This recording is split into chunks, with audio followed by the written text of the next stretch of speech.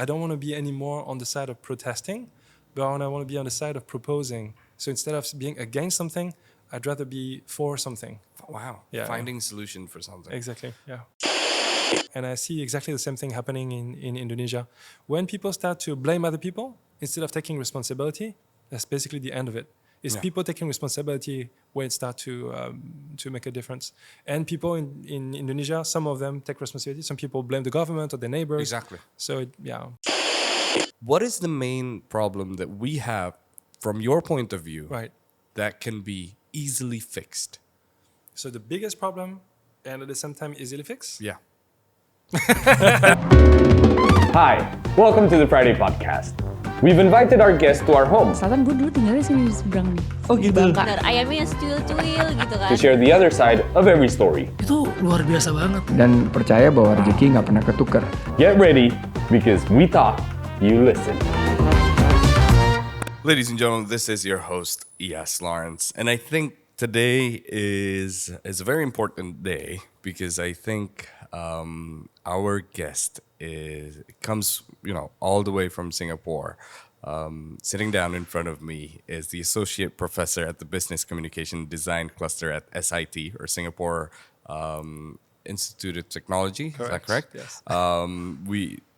French-Japanese designer, environmentalist, educator, and entrepreneur, passionate about ocean technology and impact innovation. Cesar Jung-Harada. How are you? How are you today? Thanks for having me. Wow. No. Thanks for being here. Let's begin with, I think, if we talk about your background and what you do and the innovations you've created, I don't think that comes from a family of just being spoiled and doing nothing. It comes from a family full of activities. Is that true? Is that not? Yeah, for sure. Actually, in the last few days, I've been very involved with my parents. Actually, I was on the phone with them because I just helped to sell some of my father's art. So my father's a sculptor. Yeah. And my mom has been a marketing director for a computer company for many years. Wow. So my mom is on the tech side and my father on the art side. Yeah. And so one is always pulling me to you go and do some drawings with me in nature. And my mom is like, no, you have to learn coding today. It's like the two pulling sides. Yeah. But you have a brother? I have an older brother who is an environmental lawyer. Used to be the head of the Green Party in Paris. Wow. So I can say you were brought up in an activist kind of family. Yes, that's fair to say. Yes. That's fair to say. And I think during the years where you were vocal, I stumbled upon this video of you during, I think there was a naked strike in Paris. In Paris. Talk to me about that. That's very interesting. Well, so there's a lot of different ways to do activism, right? You could do like slacktivism, where you just sign a petition on Facebook. Is that called a slacktivism? Slacktivism, yeah. Okay. And then there's the what I would call a conventional activism, where maybe you go and protest, or maybe you are doing something. And then there's the direct action activism, which means that you go and do something direct. Sometimes it can be something positive. Let's say you're gonna be planting trees in the city, or it can be sometimes more destructive stuff. Let's say you are destroying some installation or something like this. And so I've been part of the whole gamut. But then the naked bicycle ride is kind of the more like visual activism, I would say. So I don't know how. I don't think it would be possible, I guess, in Indonesia. Oh, no. No. You'd be gone by the time you sit on that bike. But what were you vocal about as a kid? Well, as a kid, as in when I was 15 years old, my brother was already in his early 20s. He's 5 years older than me. Okay. And so in France, there is a rule. If you are less than 18, they cannot really send you to prison. They can send you to, like training center, rehab, exactly. Yeah. So then I would be doing environmental activism stuff that would get my brother in jail, but that would be okay for me because I was younger. Yeah. So, for example, organizing this naked bicycle ride, because he was studying law to become a lawyer. Yeah. So if he was going to go to court, he would basically not ever be able to become a lawyer. Practice law, yeah. Yeah. Wow. So that's how serious it was for him, and that's why I had to do this work for him. But it was fun, and it led me to realize that I don't want to be anymore on the side of protesting, but I want to be on the side of proposing. So instead of being against something, I'd rather be for something. Wow. Yeah, Finding solution for something. Exactly. Yeah. But from the beginning, it was always the environment, or was it always the ocean? It was always the ocean. The environment is Yeah. is part of the ocean is part of the environment. It's just initially it was more like something very intuitive. It's just because I was just emotionally attracted by the ocean. But then as I do more research, you realize that the ocean is playing such a big part, the biggest part in climate regulation. Definitely 70% of the world. Yeah, exactly. Yeah. 90% of the heat of the sun captures in the ocean. Then most of the CO2 is absorbed in the ocean. Yeah. And 90% of the world trade is transported by the ocean. So basically, like, we completely depend on the ocean, even if we don't really see it every day. Yeah. And so, so the more I studied, the more I realized how important it is. Were you raised by the beach? I was born in a surf town in Was the south of France, and then we moved to Brittany, which is a big sailing town, a pirates town. It's it's a town known for pirates. Yeah. So that was probably the reason why it was very close to you. Yes, and also because of my father' religion. I mean, he's not like a very religious person, but he's Japanese, and the tradition is Shinto. And Shinto is a sect of Buddhism, which is animist. And so they worship natural elements. The sea is one of them, and the mountain, and volcanoes, and the lakes, and life in general. Like that's what's considered sacred. Yeah. So your background then basically it shapes or influences your approach towards design and environmentalism. For sure. But it doesn't mean that there are lots of people who have the same profile as me who didn't become that. But it plays a huge role, I guess. It does, yeah. I guess what plays even a bigger role is probably how I feel about the environment. So, for example, the first time I've been on a pollution site, on a very, very polluted site, like an oil spill scene. Yeah, BP oil. Yeah. Actually, even before I had other experience with this, it felt like somebody was attacking my own family. It's not something that I say like symbolically. It's just my way my body felt. I felt like somebody was like attacking my family, and it's not something that I can control intellectually. It's something that So I mean, as a family, we lived most of our time in Bali. Oh, really? And it was beautiful. I mean, every day at 6:00, before my brother would go out and do his activities and everything, we would go to the beach. Yeah. My younger brother at that time would probably be 7, 8. We would come home with more plastic than coming in with. Right. You know. So and I think his first questions was, why were we doing this? And it was easy to answer because. You could always say sea turtles, right? You can always say sea turtles. We'll get stuck with them. Yeah. And then there was a follow-up question of why can't we stop people from throwing it to the ocean? Right. That was a bit more difficult to answer because the answer would either be mankind is trash or I think it's just not that easy. Right. But that I think was not a good reason for me to not do anything. You, on the other hand, did something. You know, you created so many things and innovations. What was your first innovation of, doing something for the ocean? No, because just like you, I was also doing beach cleanup as a kid as well. Yeah. And back then, I would already be trying to find ways to transport bags on the beach in a more efficient way, or find ways to sort trash, or I would say, I mean, the thing that people know me for is this shape-shifting boat Definitely. called Prote. So I was working at MIT, working on the BP oil spill back then, and we were developing those robots that have a conveyor belt that using this sort of sponge that only sucks up oil. Wow. And if you reheat them, they basically spit out the oil, and you can reuse it over and over again. And so you could propel the boat with the oil that you capture. But what I didn't like about it was a great, interesting concept. But it was super expensive, and it was going to take a long time to develop. And it was going to be a closed source. It was going to be proprietary, patented technology. And so I left my dream job at MIT, and I developed sort of the opposite, like a cheap, fast, and technology that will be powered with a wind. And so that's called Prote. Cheaper. Yeah, cheaper.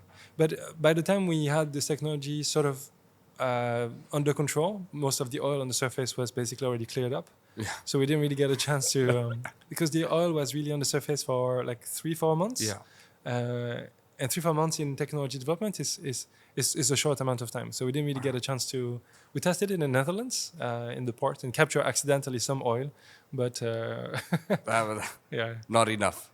Sorry. I guess it's not enough as because it has toned down a little bit, right? Because Yeah. I mean, the BP oil spill moved you and made you go to the Gulf of Mexico. Yes. Yes. And when you saw that, I think you had the decision of I have to create something here. Right. And that was which innovation was that? So initially, I was volunteering just on cleanup, just cleaning. Cool. Then the second is that BP was going to a court, and then they sort of made a deal with the American government that they will become responsible for the cleanup because they say this oil is our property, so it's for us to recover. But that means that they would exclude now anybody from the public to clean up. So even if you had BP oil in your own backyard, it was their property. You're not allowed to touch it. Wow. Yeah. And then they went even further. They made it a Class D felony for people to touch it. So then we were not allowed. It would become a crime to clean your own backyard.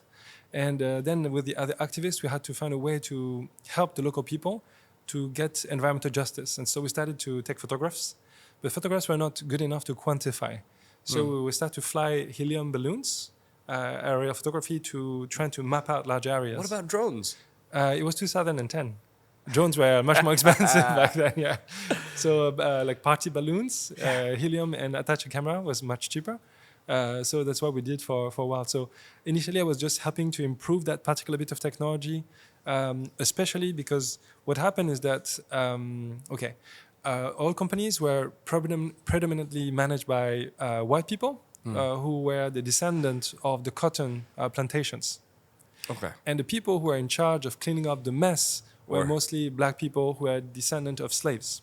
That's right. And so what happened is that anytime there's an environmental catastrophe, it just duplicates the same sort of racist structure that's been existing for hundreds of years. And so not only it was an environmental catastrophe, but people were destroying their livelihood, the environment. They're losing their jobs, of course, whether they're fishermen or they work in the tourist industry or they work in the oil industry. And then it put them in the same situation where the rich are getting richer and the poor are getting poorer and the health are being damaged. And so for me, it was like, oh, wow, just realization that this is not just an environmental catastrophe. This is like the continuation of like hundreds of years of oppression and racial injustice, environmental injustice, financial injustice. Wow. So being in that context helped me to understand that this is more complex. It is, yeah. But you can also leverage this complexity to create solutions that are holistic and that not only benefit the environment, but also the people who are living in this environment. How do you fix the root, though? I think you don't fix the root. I think you let the root die in a way, in the sense that, like, for example, like I think it's very difficult to convince somebody not to be racist. Yeah. But I think it's possible to educate young people to be interested or even appreciate the difference of other people. That's right. And then let the old people die and, eventually create new ones and everything.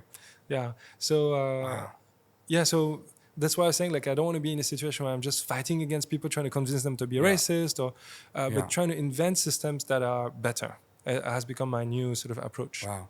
You've depended on communities. Yes. I guess most of your life. And yes, true. Yeah. From one innovation to the other. Right. How do you manage to convince all these people? I don't. No, I really don't. No, because there's no money in it. Because the people are motivated already. Yeah. And so my job as a designer is to have empathy and immerse myself in their world, put myself in their shoes, go alongside them, work with them, and with them co-invent the solution, because they already have the motivation and they already have the knowledge. That's right. Like, if you ask somebody about the BP oil spill in MIT, like, we would tell you something from NASA, satellite imagery, and some literature. But the people who are working in the oil, of course, they know better. And so that's what I'm doing now is I'm working with communities because they know better and because they have their skin in the game. Yeah. If they don't solve their problem, they will be in trouble. So Yeah. they have the incentives to actually solve these problems. Even if they don't have so much money, oftentimes it's not so much about the money, it's about like activating people. Wow. Yeah. Well, you've always been an adventurer. There was a phase of your life where you were an adventurer and you Yeah. traveled here and there. Yeah. Why Asia? At the end of the day, why did Right. you why Hong Kong in the beginning? So I was very lucky to sail around the world. Yeah. So in 2013, I was in San Francisco, and I applied for an incubator called Unreasonable at Sea, and it's an incubator inside of a university, and this university is on a ship, Wow, I haven't heard of this. and then this ship will travel all around the world. And so I had this startup idea, this shape-shifting boat to clean up Yeah. oil or to like deploy sensors. And what I did is that I would, in every port where we stop, I have a bill of material, and I would just rent a motorbike, and I will go to suppliers, and I would try to build a model of a boat. Okay. And then I built this model of the boat in every port around the world. And I found that Shenzhen was 7 times cheaper than San Francisco, Yeah. and 4 times faster to make a robotics project. And so this is why I decided to move to Hong Kong. And then recently I moved from Hong Kong to Singapore because I feel that Southeast Asia is actually on the front line of climate change. So most humans live in Asia. Yeah. And the area where there's most environmental challenges, as well where there's the most technological growth and education, is actually Southeast Asia. So there's more problem and more capacity to address those problems. So this is the epicenter where we can develop the solutions. That's great. Yeah. Well, before we talk about your move to Singapore, let's talk a little bit about Hong Kong because it is faster. There's so many people that can help you, but it's so expensive to get a spot in a workshop.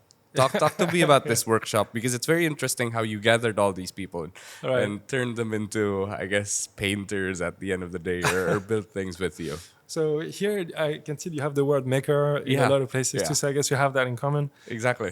So Maker Bay was born out of a need. So when I arrived in Hong Kong, I went to the first hackerspace called Dim Sum Lab.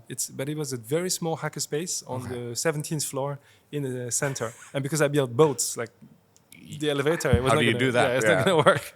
And then I asked the government to build robotics, ocean robotic stuff, and they gave me free space at the Hong Kong Science and Technology Park. Wow. But then when I was there, I remember when I was going through the rounds of interview, and there were some undergrad interns, and I just came out of the shipyard. I was building a boat, and I had black nails, and I had paint on my shoes, and they looked at me like I was a homeless person, and and I was like, when I was in MIT or the Royal College of Art, nobody cares what you look. It's No, all definitely. about like whether you're an artist or homeless or like a Nobel Prize. It really doesn't matter. It's like about the stuff you do. In fact, the people I met at MIT probably have the worst fashion sense. I agree. of all the people I know. So then I was looking for. I talked to my investors and I told them either I can have my own workshop in the new territories, and I can build my boats. Yeah. But I don't have a community, so it's going to be slower. I don't have an environment where you have like a mix of artists and scientists and design and engineers. So I told them. I did a business model. If instead of spending 1 year of rent, I use 1 year of rent amount of money to pay a deposit for a large industrial space, and then we share it with maybe like 12 other people. So like the ratio should work out. Then we use the same amount of money, except I have 12 times more space. Exactly. And I have collaborators. And so I looked for the cheapest, like most derelict industrial space that I could find. And What's the size of it?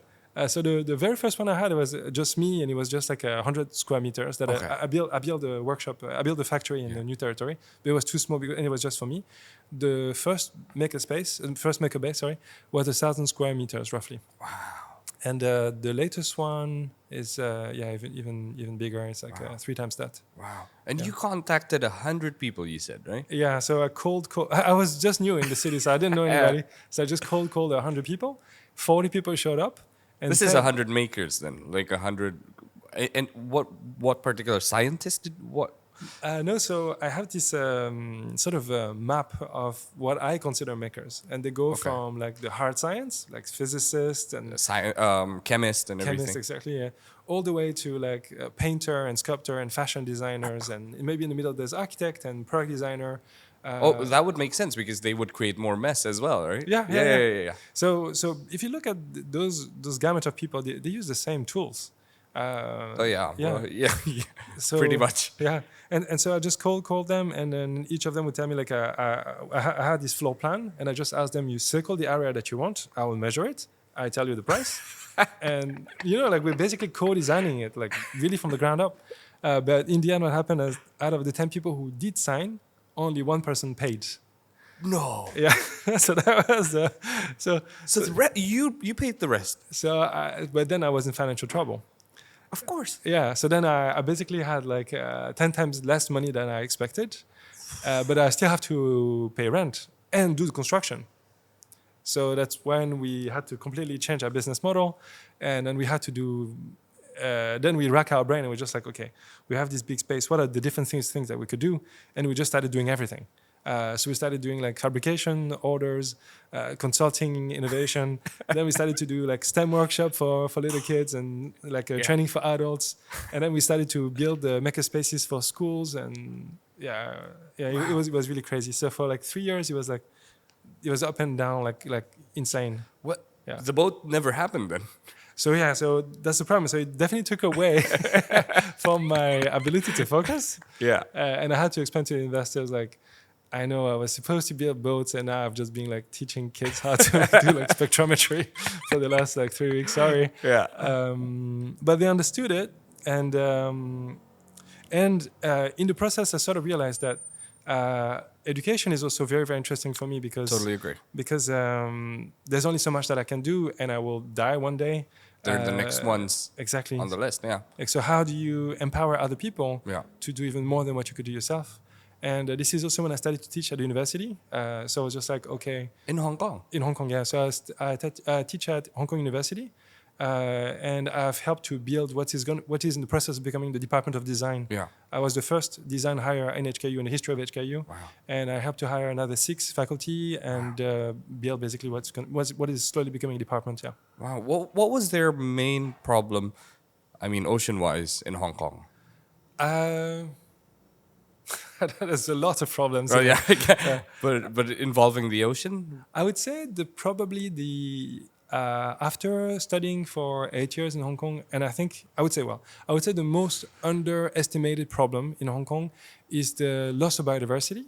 Okay, so when you kill the animals that were there that keep the water clean, and you kill predators, for example, you kill large fish, yes. Then suddenly you have an explosion of like smaller fish. So what's happening is that Hong Kong, the whole region used to be called the Pearl River Delta.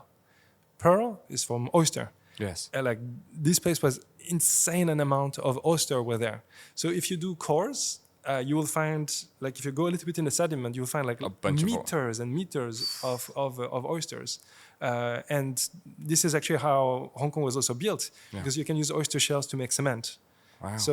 So initially, and those millions, or actually probably billions of oysters were filtering the water.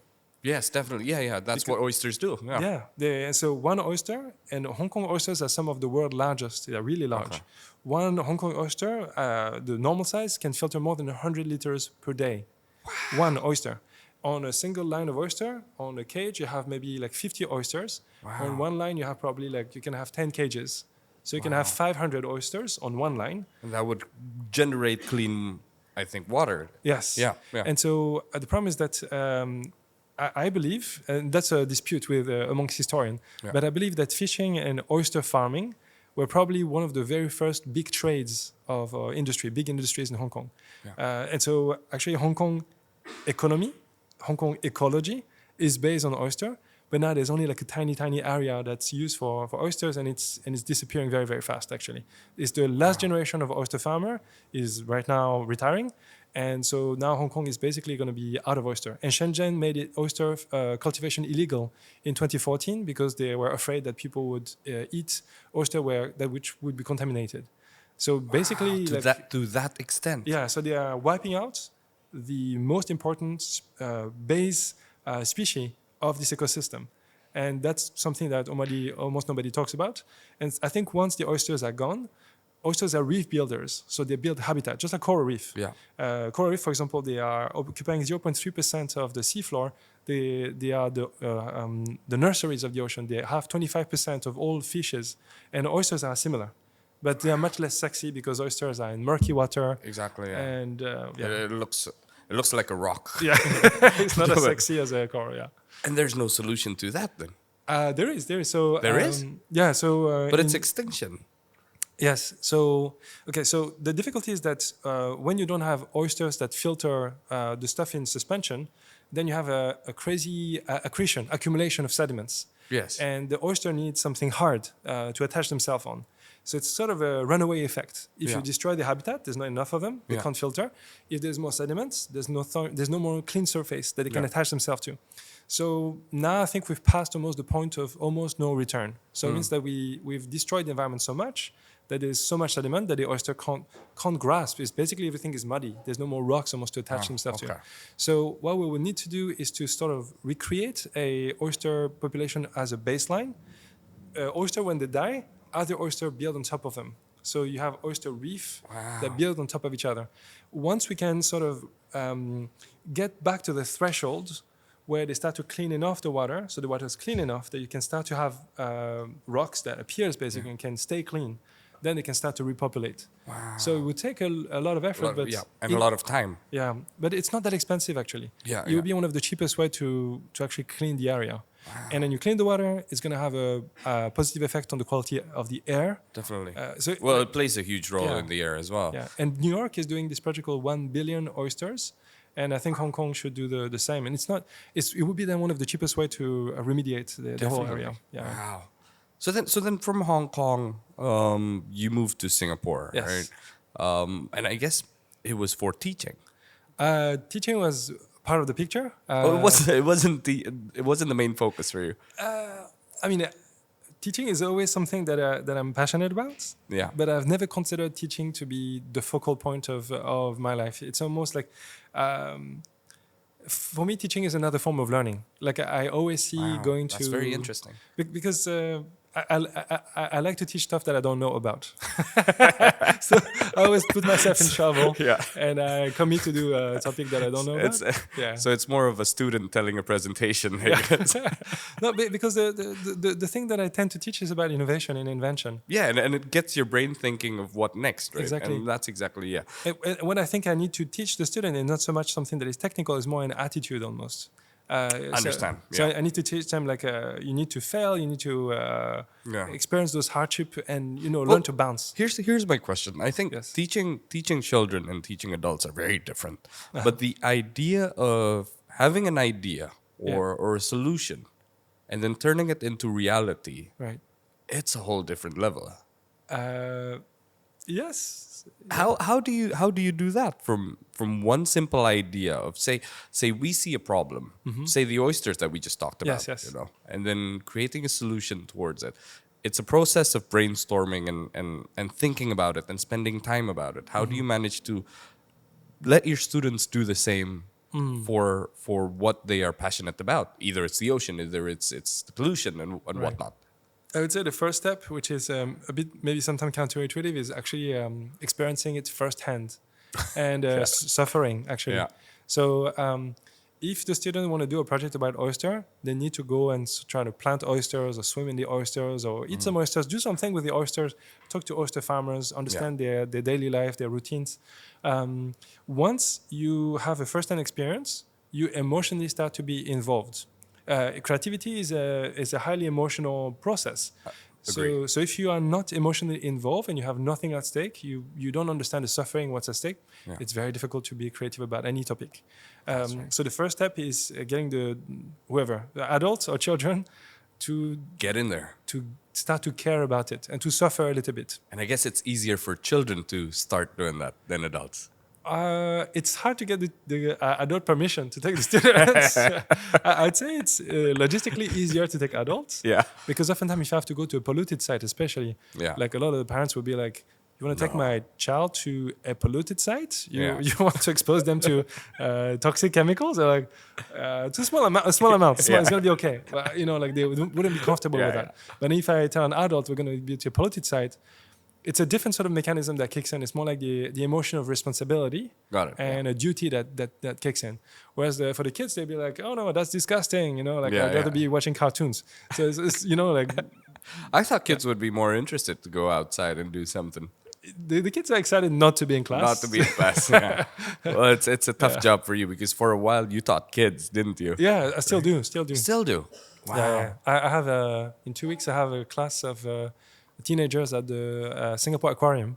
And that would be teenagers. I was in the Philippines 10 days ago, and it was a lot of kids as well, from age like 2.5 years old. Wow. All the way to like 80 years old. So I teach the whole gamut. Like I don't... That's amazing. Yeah.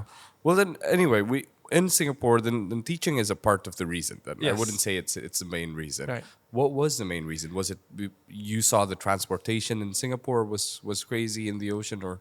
I would say it's a multiple factors. The fact that Singapore is really at the heart. Well, the heart. You could. It's arguable, but in Southeast Asia. Yeah. And it's definitely the best nexus for traveling in Southeast Asia. Of course, for yeah. sure. And so I can see that there's so many environmental problems in the region, and so many opportunities. And I do feel that I can really make a difference here. Yeah. But to be honest, I'm also looking at other places like in the Gulf of Guinea, for example, like in Lagos or those other places. Wow. I was also looking at Mombasa in Kenya, where I had some working experience there. So for me, it's very strategic. It's not just like a job opportunity. Yeah. I'm looking at because I'm an entrepreneur. It takes a long time to develop a network, Definitely. to build a team, to get credibility. Just have enough years on your record so that you can get funds from grants. Wow. So I think that Singapore is going to be a really good place Hub. to be based and to work in the region where you have credibility and financial stability of Singapore and transparency. And Where this place is only an hour away from Singapore by right, plane. yeah. And I guess the talk of the town for the past 2 months has always been the pollution. Yes, if yes. you've heard Yes. Jakarta itself. pollution. Air pollution. And it has been a concern where up to people leaving the city Yes. to go to Bali, say, or even Singapore to get fresh air. Yeah. It's such a big deal to an extent where what I just said, but to some, they have bigger problems that they're facing. It's putting yes. food on the table. For sure. It's dealing with their daily lives. What is the main problem that we have from your point of view Right. that can be easily fixed? So the biggest problem, and at the same time easily fixed. Yeah. Those two things don't work together, right? If it's the biggest problem, they're probably not that easy to Yeah. fix. I would say, so I would say it's definitely a mindset issue. It's definitely in the mind of people. Got it.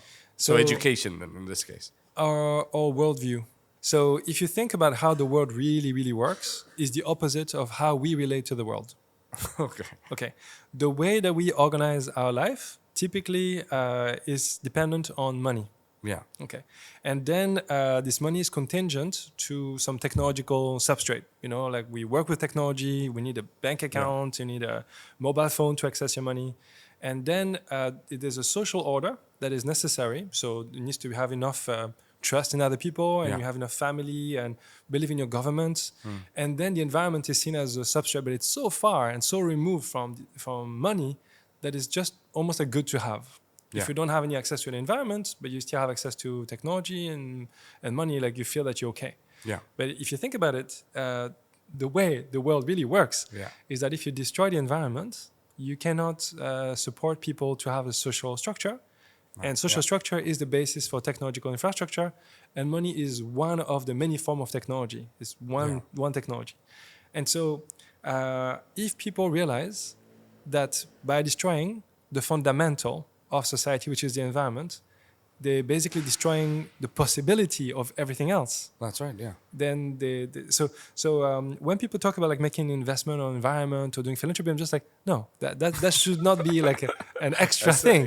That is the thing that enables the rest of. So it's just like it's foundational. And so I think once people will shift their mind to think of the environment as something optional, but understand that this is the fundamental aspects of our life, then I think we'll start to move in the right direction. So let's say if you're making a business plan for your company, and you're trying to maximize only profit at the expense of the environment, you're basically on the wrong side of history. Definitely, yeah. But if you are trying to do something that is good for the environment, at the cost maybe of losing a little bit of your money, you're on the right side of history. Yeah. And so I think this is when people start to have this mental shift.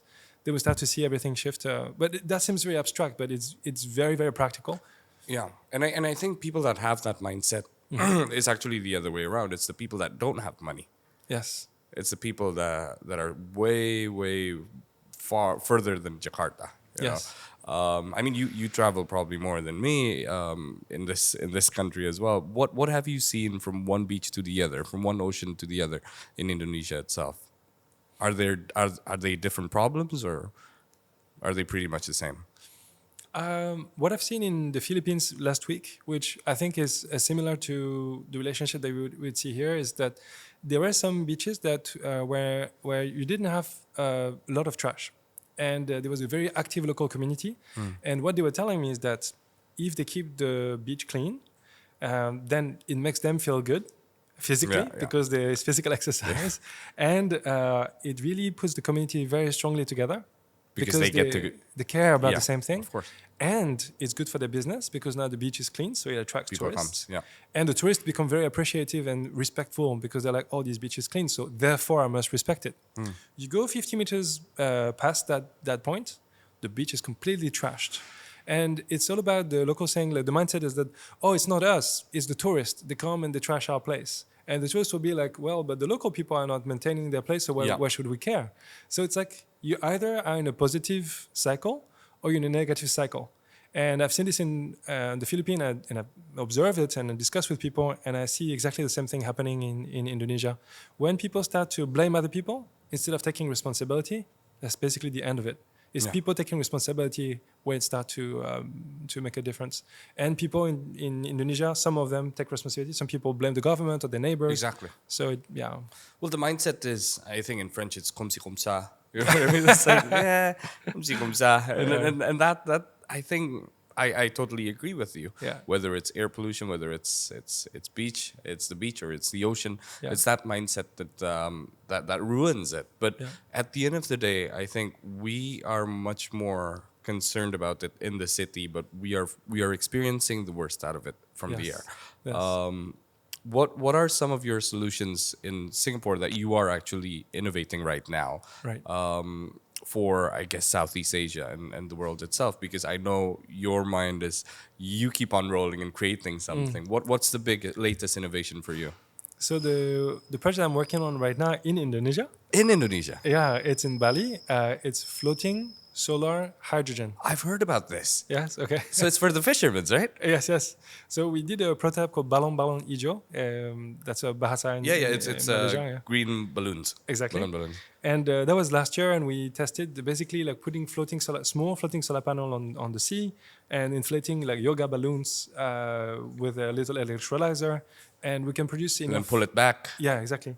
And that is enough hydrogen that you could produce with a small amount of solar panel to replace some of the gas you need for cooking or some of the lighting in your house. So it's not the whole electric bill. No, yeah. But it's a sizable part of the monthly expense for like a regular Balinese family. What about the battery? A battery would no, it's hydrogen. Hydrogen is the battery. Wow. Yeah. So So the reason I'm so interested in this technology is thinking from first principle. Is hydrogen is the most common, is the most abundant element in the universe. The universe is 75% hydrogen. Okay. So if you go on water, is H2O. Water. If you go on another planet, if you go onto the moon or Mars, they also have hydrogen. So hydrogen is like literally could be the fuel for universal transportation, if you will. And what's amazing is that when you burn hydrogen on land, on the earth, it goes back to water. Yeah. And so there's no dirty byproduct, if you will, of the consumption of hydrogen. There are some negative byproducts from the sludge, from the production of hydrogen, from the chemistry. Okay. And so... But very minimal. or plays quite a role? It's very minimal now because the production of green hydrogen from electrolysis of water is very small. But later on, yeah. It's the same, similar to when we started to desalinate water in Israel, for example, or at the beginning you were saying like, oh, the brine, the water that's a bit extra salty. Yeah. It's just salt. It comes from the sea. Just put it back. No, it's not. Yeah, it's not gonna have. But then when you have like a whole country Exactly. that depends on it, then it really starts to affect the salt level in some areas. Yeah. Okay, so that's the project. Well, maybe the viewers haven't heard about this, but how many of these Balon Balon Ijos are you working on right now? So we just made one as a proof of concept. So the approach that we have is very different from traditional science. Like in traditional science, we will have a hypothesis and then we will test it for a long time, and then we deliver it to the people. The design or hacker approach is the opposite. First, we go to talk to people and ask them, what would you want? Or how would this technology fit into your life? How much would it cost? So we're trying to understand the market and the demand and perception, like emotional perception, because everybody has the Hindenburg. When you think about hydrogen, they have like this ball of fire in the sky, like explosion, and hydrogen bombs. That's what comes to people's mind. The same when you talk about AI, people have Terminator in their mind. So it's similar. So we have to be slowly. Who does that? Is that your job or? Yeah. So we do the so the culture part is 1/3 of the work. 1/3 is understanding the culture and the business and the financial model, how this technology can be implemented. Yeah. So that's 1/3.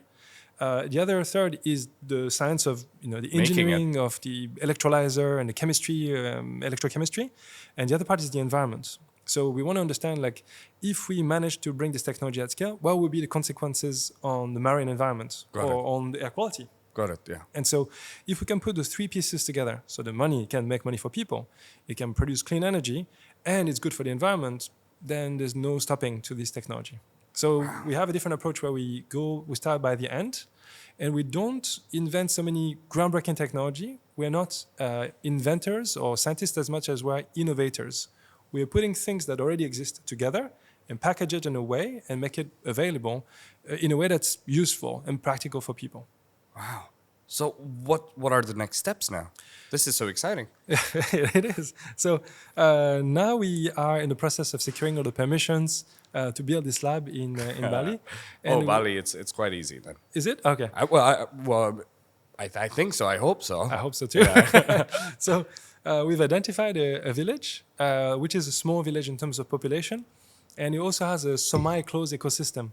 So the beauty of this place is that if we do some changes at scale, we'll be able to produce enough energy that it would make an economic difference in that village. Yeah. And then if we inject the oxygen, so we give hydrogen to humans, and we give oxygen into the mangrove, this is really important, is that mangrove are carbon sequestration like marvels. Yeah. Like 1 acre of mangrove can catch 4 times more carbon than tropical forest like the Amazon. Wow. And it can sequester 10 times more than in the Amazon, in the soil mostly.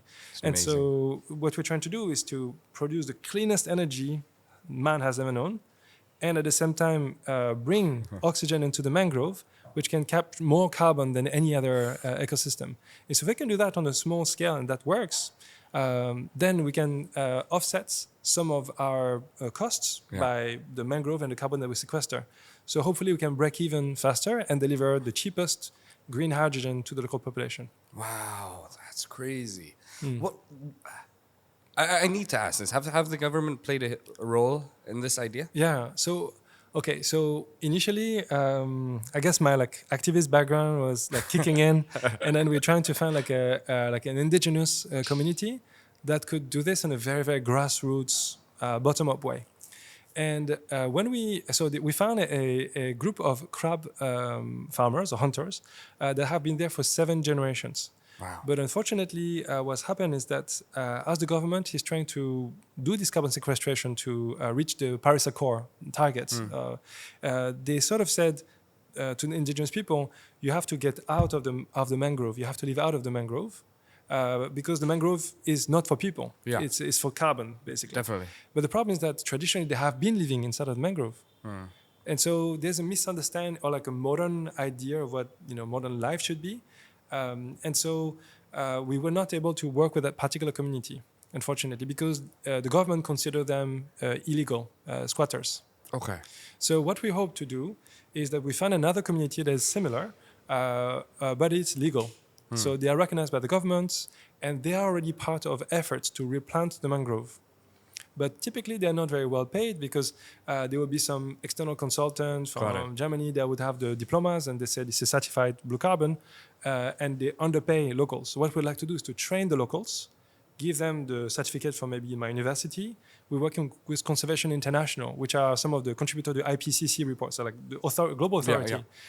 So if we can get indigenous people to teach us, let's be real, they know better than us how to plant mangrove. Yeah. We have an idea how to do it from literature, but they have been doing this for like generations. Exactly. So how can we get the best of both worlds, get them to be recognized so they can get good contract, well-paying job to plant mangrove, Makes and sense. they get credits.